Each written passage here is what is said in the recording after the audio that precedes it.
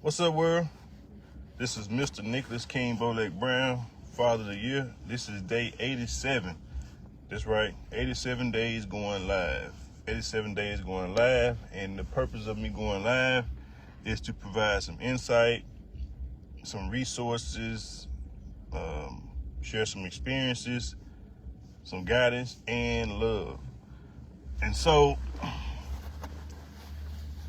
well, let's just speak on it. It's cold outside today.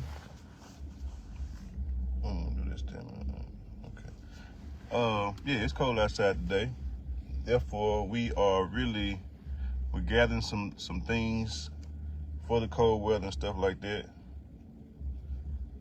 And we're enjoying family company, as we always do.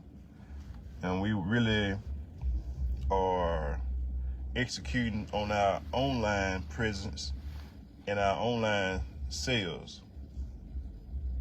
So far today, we got one ebook sale on our way to the store.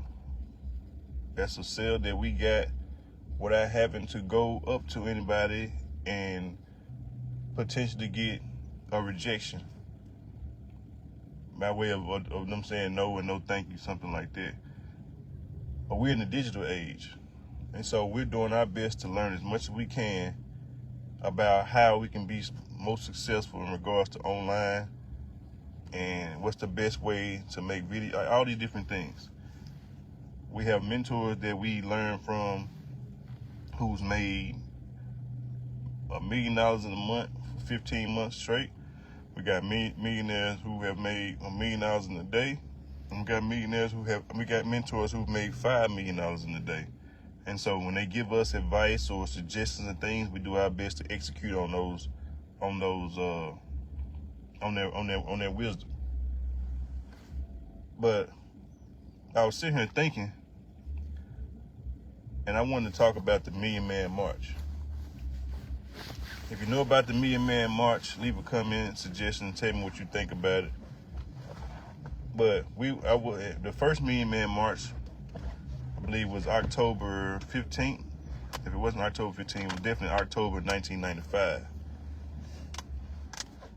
October 1995, I think I may have been 12 years old, I believe. So I didn't know much about the Million Man March. I didn't know much about Mr. Farrakhan or the Nation of Islam or Malcolm X for that. I didn't even know about Malcolm X either. I knew about Martin Luther King, but I didn't really know much about Malcolm X. So when 2015 came, they had the anniversary of the Million Man March. We went. We were in attendance.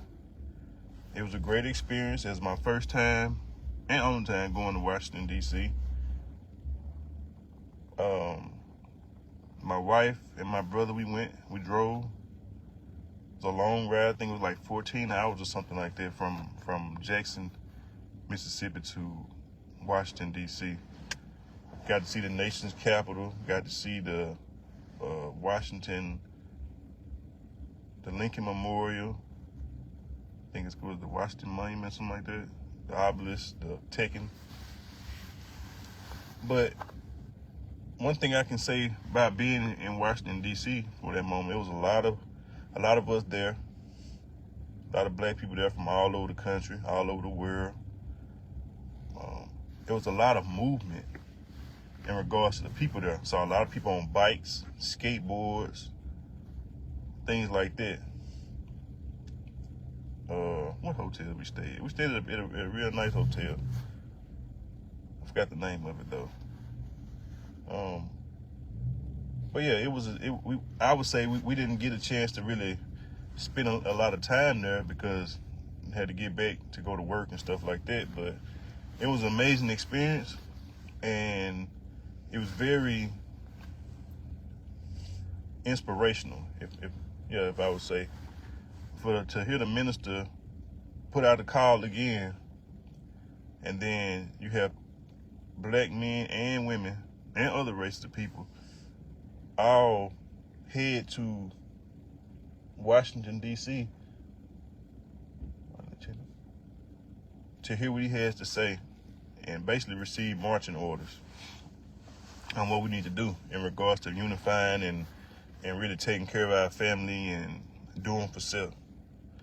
I think that it's cool to learn about Christianity and things like that in regards to going to church and things. It's cool if it works for you.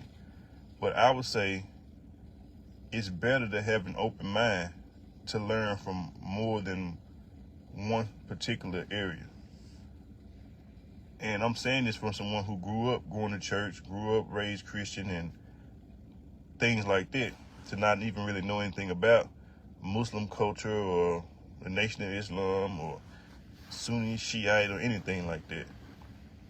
I remember I went to one of the gas stations in the city, in Jackson. That's when I had first started growing my beard the first time. And one of the Arab guys, he asked me, was I Sunni? And I was like, no, I'm not Sunni. He asked me, was I Sunni Muslim? And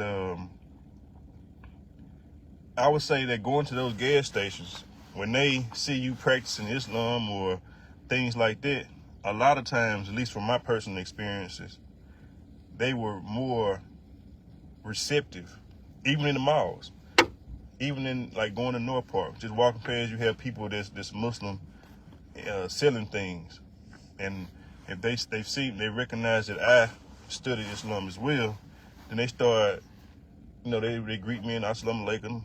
I respond back in wa alaikum salam, and then as they attempting to sell me things, they just give me discounts.